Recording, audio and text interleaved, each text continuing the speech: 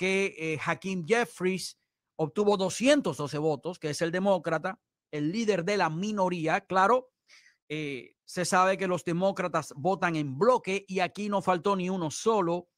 Alguien propuso, un demócrata, lo dijo, esto no ha llegado al piso porque los demócratas votan en bloque, pero me llama la atención que un demócrata propuso a George W. Bush para Speaker de la Cámara. Suena raro eso, ¿verdad? Que un demócrata esté o quiera o tenga la intención de proponer a un speaker que fue presidente republicano. Suena raro eso, ¿verdad? Un poco sospechoso. Vamos a hablar del tema del aborto, pero teniendo como hilo conductor a la farándula, en este caso, una noticia que está dando vueltas acerca de Britney Spears, el tema del aborto y los padres y la familia, y también hablaremos de la neutralidad de la Internet. Todo eso y mucho más, como se dice en los comerciales, aquí en este espacio. Ya recibo a mi primer invitado, se trata de Julio Schilling. Julio, bienvenido, ¿cómo estás? Saludos, Jorge, un placer estar contigo, Sí. y le hago llegar mis saludos también a mi amigo Roland Béjar. Claro que sí. Julio, ya pasó la primera votación, no se pusieron de acuerdo los republicanos. Jim Jordan obtuvo 200 votos, Hakeem Jeffries 212 y otros 20 republicanos votaron por otros candidatos, ya sea por Steve Scalise o el mismo Kevin McCarthy. De hecho, los republicanos están tan desunidos en este punto que los tres representantes de aquí del sur de la Florida, que normalmente votan unidos, en este caso los tres votaron por tres candidatos diferentes. María Elvira Salazar votó por Jim Jordan, Carlos Jiménez votó por Kevin McCarthy y Mario Díaz-Balart votó por Steve Scalise. O sea que ahí están desunidos y es un reflejo de lo que hasta cierto punto es la Cámara de Representantes. ¿Cuál es tu comentario en esto? Pero mira, el comentario me lo das al regreso de la pausa, que ya Freddy Correa me está diciendo pausa, así que pausa y venimos con más. Amigos, regresamos de la pausa comercial, son las 4:13. Me acompaña Julio Schilling, quien es politólogo, analista, autor también. Julio, ¿qué piensas tú acerca del resultado de esta primera votación en la Cámara de Representantes, donde el representante Jim Jordan no logró los 217 votos requeridos para ser el speaker de la Cámara? Hakeem Jeffries, 212 votos, que es el representante de los demócratas, y votaron por others, o sea, otros. O sea, 20 representantes republicanos votaron por diversos candidatos. El punto es que Jordan, por el momento, nada de nada. Están negociando.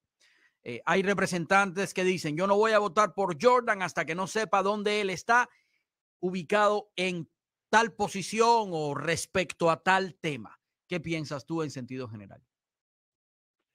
Jorge, los 8 rebeldes sin causa que han incitado esta división extraordinaria en el Partido Republicano le han extendido un gran favor al Partido Demócrata y al presidente Biden en medio de toda esta gran crisis. Primero, el ímpetu que llevaba el Partido Republicano en la Cámara Baja con todas las investigaciones, o sea, se estaba y todas las encuestas demostraban el apoyo que la sociedad estadounidense le estaba dando a todas las revelaciones que estaban surgiendo a raíz de ese movimiento.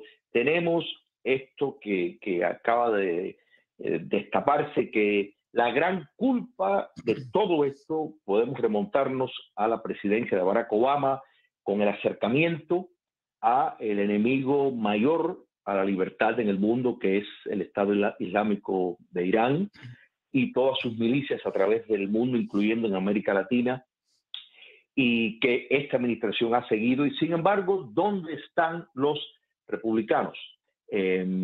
la idea, el sistema presidencialista, Jorge, no fue hecho para este tipo de peleas internas.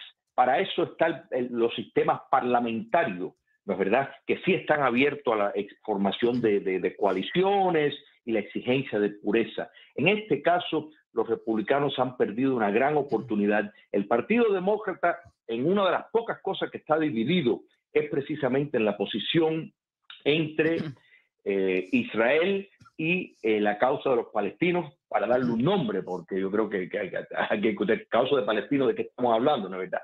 Bueno, Claro. entonces, en vez de capitalizar en esa realidad, los republicanos están en esto en esta guerra interna, repito, que es el producto directo de querer desnaturalizar el sistema presidencialista, llevando una guerra prácticamente de lucha ideológica sin sentido que ha causado estos 8 rebeldes sin causa. Repito, que esto le puede servir lamentablemente en las elecciones del 2024 al Partido Demócrata enormemente, porque están demostrando ser incapaz ni siquiera de gobernarse ellos mismos, como tú has descrito en cuanto a la votación interna. Vergonzoso todo, pero repito, responsabilizo a esos que decidieron llevar este ataque interno. Ellos plantearon el petardo en el Partido Republicano y las consecuencias, lamentablemente, podría ser las elecciones del 2024. ¿Tú crees que llegue hasta ahí? Porque esta situación no va a ser eterna. Tienen que decidir un speaker, tienen que ponerse de acuerdo. Yo creo que eventualmente va a ser Jim Jordan. Es cuestión de negociar y de que diferentes miembros de la Cámara de Representantes se convenzan de dónde está Jim Jordan en diferentes tópicos, pero a la larga yo creo que va a ser Jim Jordan, porque es que el candidato de consenso es Jim Jordan. Solamente falta convencer a 20 y hay que ver en qué temas. Por ejemplo, el representante que es del Freedom Caucus, dicho sea de paso, Buck, él dice que él quiere, Ken Buck de Colorado, él dice que él quiere saber dónde está Jim Jordan en el tema de Ucrania, básicamente. O sea que por ahí, tú sabes, yo creo que a Jim Jordan, que es del mismo Freedom Caucus, no le sería muy problemático llegar a una negociación en este punto.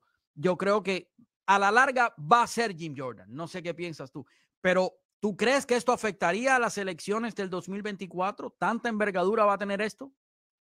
Por supuesto que lo puede tener, por la sencilla razón de que un pequeño sector del partido se cree con el poder de que pueden exigir un absolutismo sin entender que la cámara baja no es la cámara alta, en el sentido de que un senador se enfrenta a una población dentro de su estado que puede más o menos predecir con más facilidad el curso. Sin embargo, un representante de la Cámara Baja a lo mejor está en un distrito que no es lo mismo que algún distrito con constituyentes conservadores. Entonces, si alguien que está en un distrito mixto o medio centro izquierda y quiere ganar, pues va a tener que tener determinada posición que tal vez no está en línea con la mayoría del partido, pero es preferible tener un 70% de que ese candidato vote con el partido en casi todo, a que salga el demócrata que va a votar mayoritariamente con el Partido Demócrata. Este mismo problema lo tienen demócratas que se tienen que postular en distritos donde ganó Trump, por ejemplo. Pero hay que entender esa realidad política, Jorge. No es lo mismo. Por ejemplo, el distrito de Alexandria Ocasio, bueno, ella no tiene problema, ella puede ser todo lo radical que quiere porque tiene una base bastante uniforme en su distrito, pero ese no es el caso de todos los que se lanzan en la política, y eso hay que entenderlo, y es mejor tener un republicano que no esté de 100% como uno quisiera que fuera, a tener un demócrata que sabes que te va a traicionar. Pero Entonces, sí, no, termina la idea. No, y entonces este grupo radical está exigiendo una pureza en todo, por ejemplo, el tema del presupuesto. O sea, óyeme, Ronald Reagan, un presidente que todos los republicanos admiran, ¿no es verdad?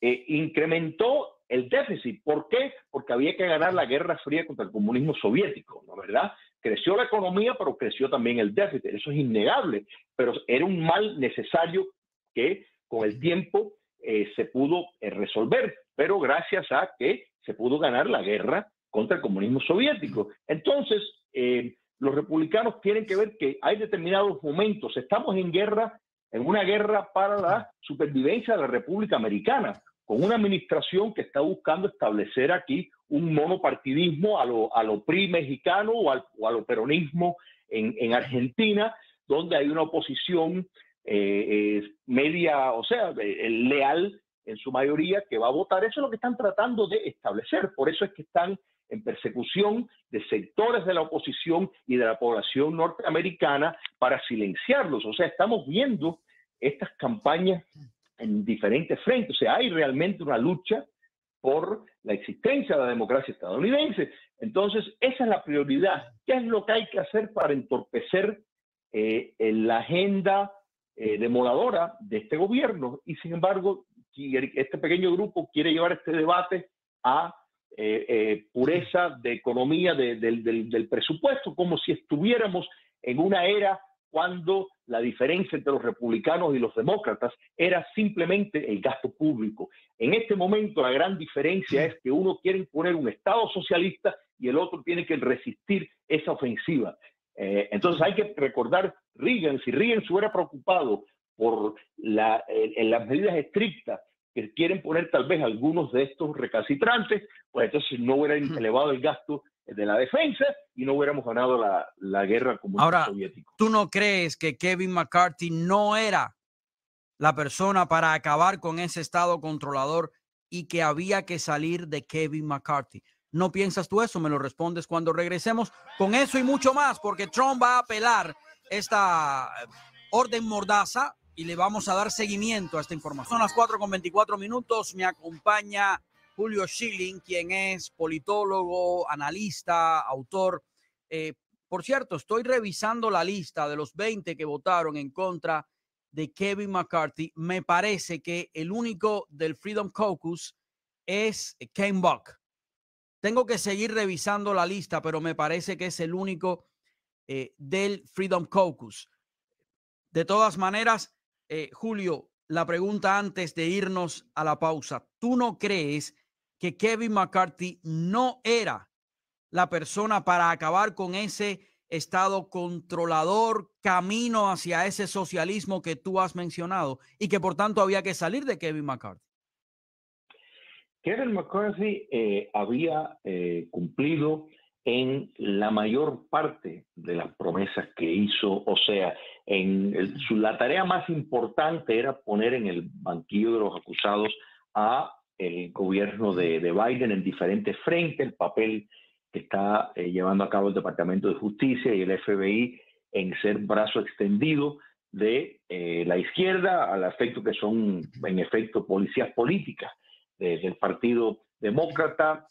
Yo creo que en esa prueba de la cantidad de informantes que salieron de las filas del FBI, de la CIA, del Servicio de Rentas Internas, para dar sus testimonios, evidencia que se sentían cómodos. Yo creo que cumplió todo, no, pero sí llevó a cabo la mayor, cumplió con las promesas de llevar hacia adelante frenos, de poner frenos a la corriente que estaba llevando la actual administración, porque si vamos a hablar de gastos, no pierdan de vista que el presidente Trump, bajo su gobierno, el déficit también lo amplió y tuvo enormes gastos, y sin embargo nadie se va a atrever ¿no es verdad? Ninguno de ellos se va a atrever a enfocar y criticar y remeter contra el presidente Trump sobre este punto que es innegable.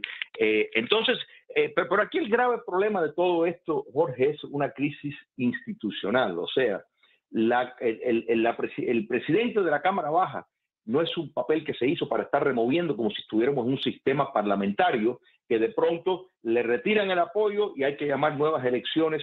El sistema norteamericano no fue hecho para eso. Y la crisis en que nos encontramos ahora, están ocurriendo cosas sumamente importantes.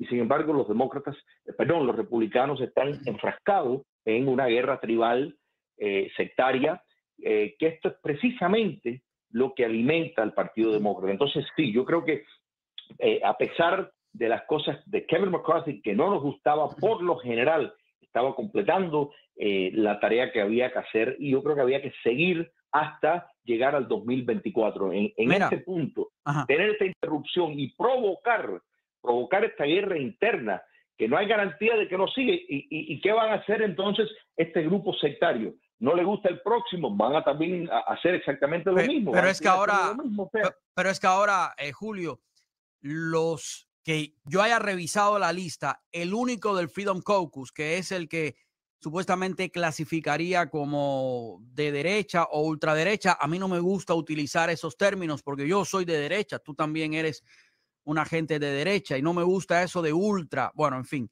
el punto es que el único es Ken Buck. Los demás son, entre comillas, moderados. ¿Cuál es el panorama que yo veo aquí? Y es que probablemente Jordan esté negociando con esta gente que son los 20 que lo están reteniendo, y yo no sé hasta qué punto Jordan tenga que hacer promesas de ir más al centro o moverse un poquitito más. No quiero decir a la izquierda, pero tú sabes, no tan a la derecha. Yo no estoy de acuerdo con eso. Estoy solamente diciendo el panorama de negociaciones que probablemente pueda verse ahora en la Cámara de Representantes, ¿no? Porque cuando un representante vota por Steve, no por Steve Scalise, no tanto por él, sino cuando vota por Kevin McCarthy, cuando el mismo McCarthy ha dicho que está apoyando a Jim Jordan, pero cuando votan por McCarthy, tú dices que quería esta gente de la Cámara de Representantes, ¿no? ¿Para dónde quieren ir, no?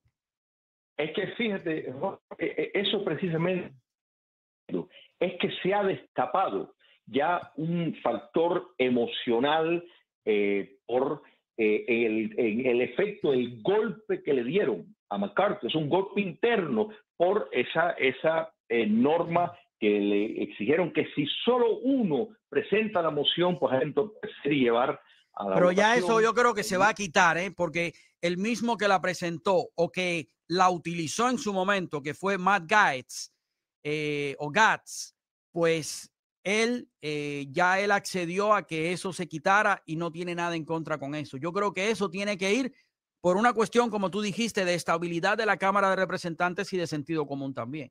Eso tiene que irse, me parece a mí, eventualmente. Mira,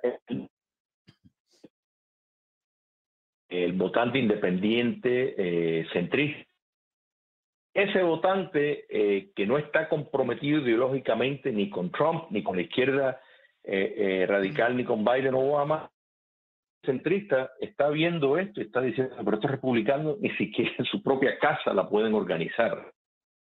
Eso es en ese sentido que yo creo que el refrán ese, más vale malo por conocido que bueno por conocer, ¿no es verdad? Yo creo que podría de una manera adversa afectar. Han perdido un ímpetu extraordinario. No quiere decir que no lo pueden recuperar, pero yo creo que esto ha destapado unos ánimos internos dentro de la Cámara Baja que no es conveniente. Para los demócratas sí es conveniente, magnífico. No le podía haber ocurrido nada mejor.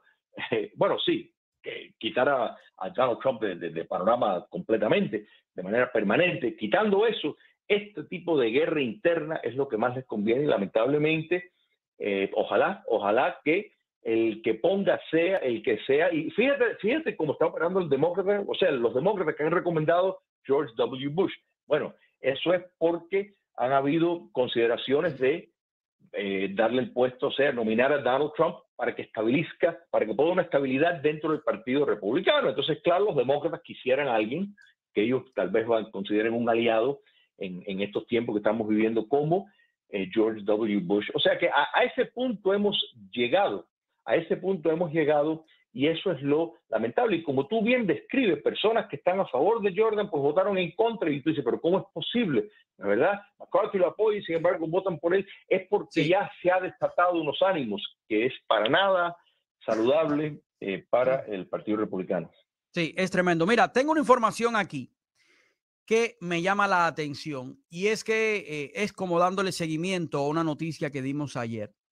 Tú sabes que en el día de ayer una jueza federal prohibió al presidente Donald Trump hablar sobre los fiscales, hacer comentarios, ya sea en redes sociales o en televisión, con la cámara delante.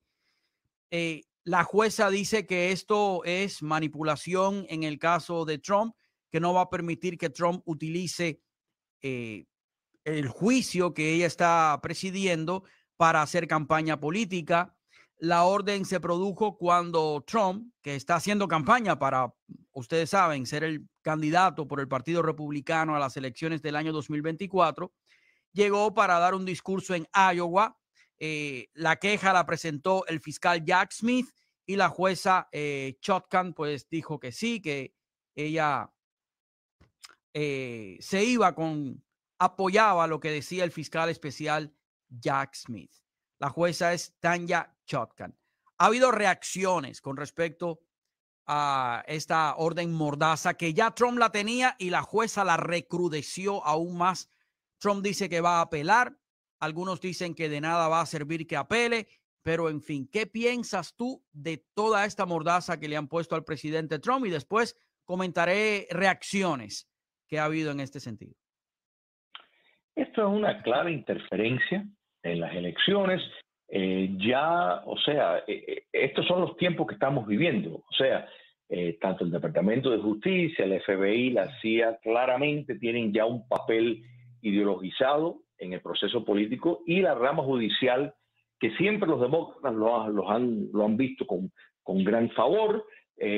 Durante el coronavirus utilizaron, por ejemplo, las cortes para cambiar leyes electorales y favorecer a sus candidatos predilectos. Y esto es un esfuerzo más de impactar las elecciones del 2024 a favor de el candidato del Partido Demócrata, de censurar y de enviar el mensaje, porque en estas cosas, Jorge, no solo es el impacto directo de Trump, es el mensaje que están enviando a todos los conservadores, a todos los republicanos, a cualquiera que se pueda expresar para autocensurarse. Este es el camino a el autoritarismo, una versión light, si se quiere. Pero estos son los instrumentos de poder utilizados para silenciar determinadas voces, para que las personas se limiten su discurso de protesta y de oposición hasta cierto punto. Entonces, esa es la intención detrás de todo esto.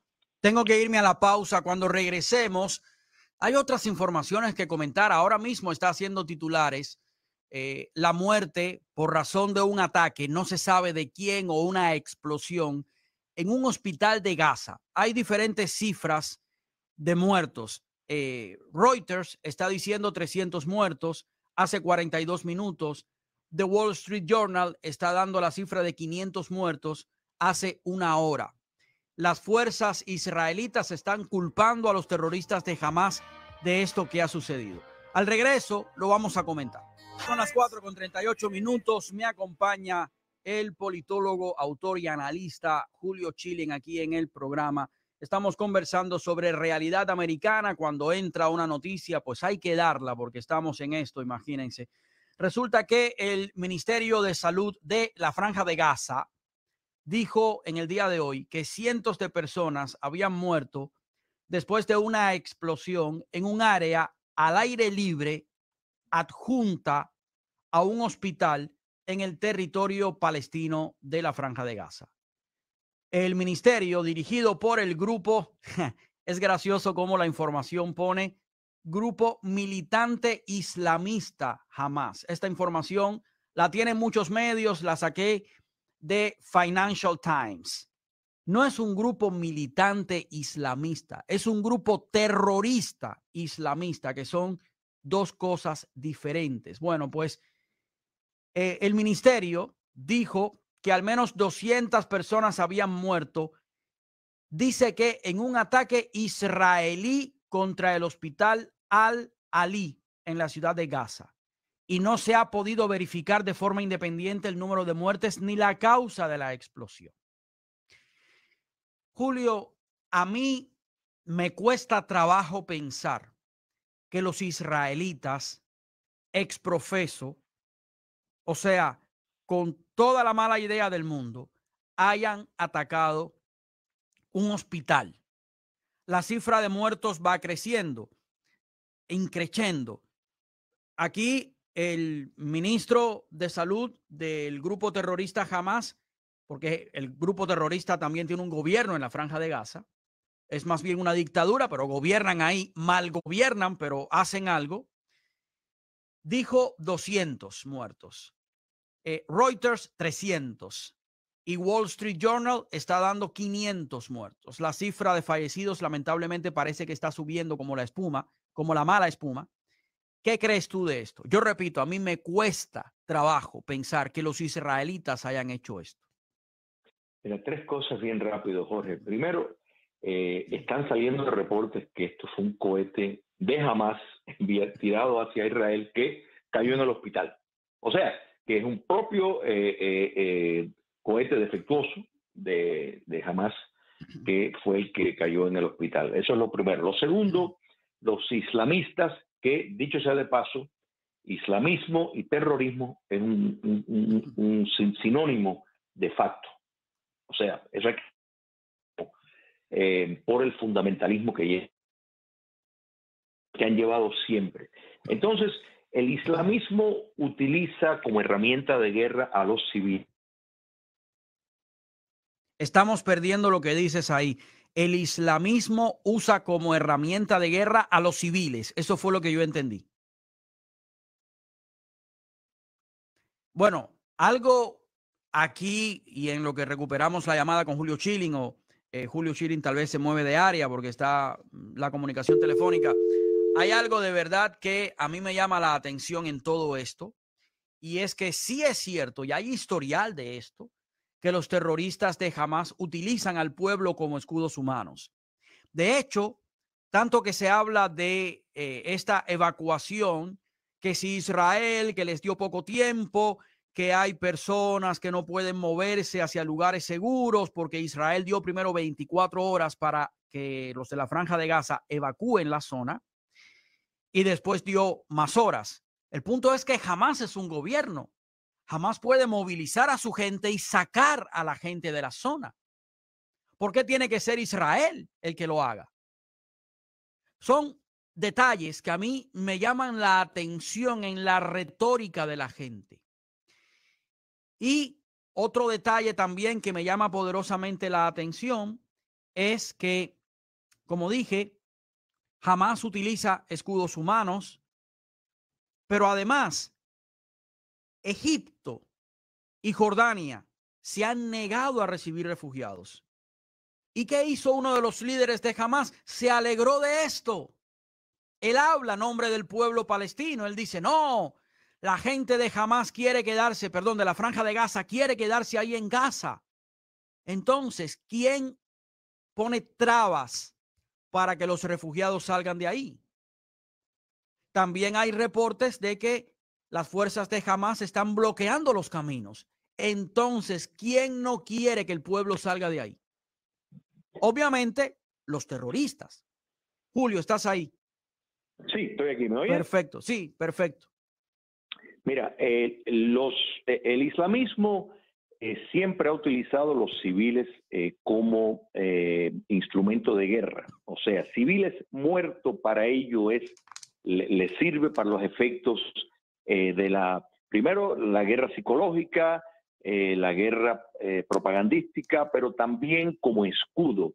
Esa gran red de túneles que existe en Gaza, que es uno de los mecanismos por el cual esta guerra del islamismo contra la civilización occidental, en este caso el frente de batalla es Israel, se nutre a través de túneles que los puntos clave están debajo de hospitales, debajo de colegios, debajo de lugares donde hay civiles, precisamente para, en el evento de que la inteligencia de Israel o de otro país pueda detectar que ahí hay unidades militares de Hamas, para hacerle la decisión difícil de un ataque, porque están a priori, o sea, premeditadamente sobre hospitales y sobre debajo de colegios y hospitales y lugares donde hay muchos civiles. Esto es parte de un mecanismo de guerra. Y hay que señalar que desde el 2005 Israel salió de Gaza.